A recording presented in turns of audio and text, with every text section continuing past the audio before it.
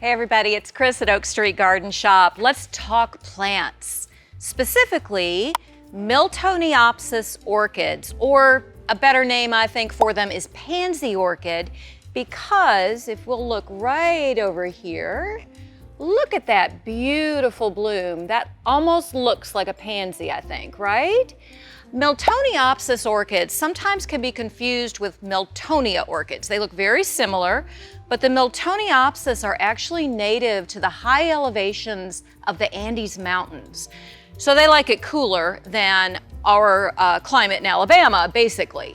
So they're great for indoor cultivation. I want to talk to you a little bit about how to take care of them, and then I'll show you some pots we have them in.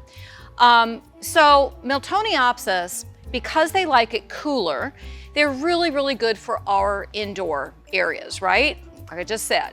So in a bright room that gets really good light, I wouldn't put them right up against a south-facing window. That might be a little bit too much, but bright light from an eastern or southern window is perfect for these guys.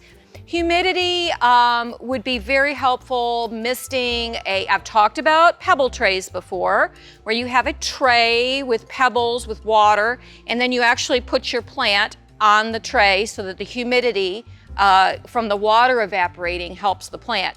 That's really almost more important for Miltonia orchids than the Miltoniopsis, but you know, I think it can't hurt, right? These make great gifts.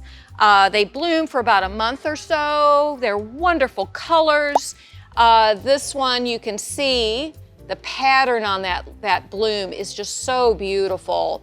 One other thing that I learned, and I'm still researching some of these orchids as well, is that Miltoniopsis really like to be repotted every year. They like their medium freshened up, you know, they want their feet in fresh stuff. So that is one really important thing that I learned. They make great gifts.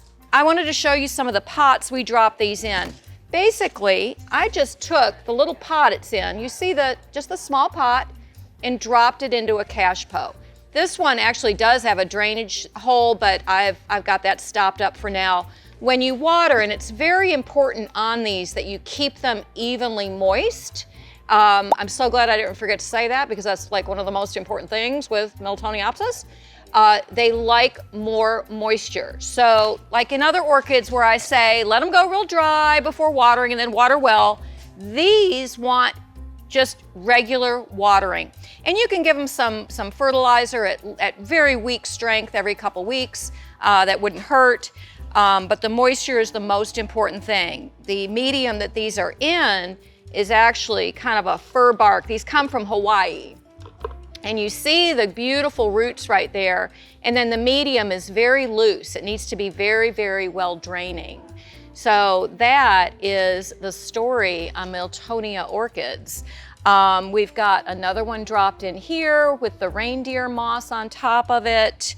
A little bit of moss on this one. And again, you would take that off and just pull that out of that pot to water it.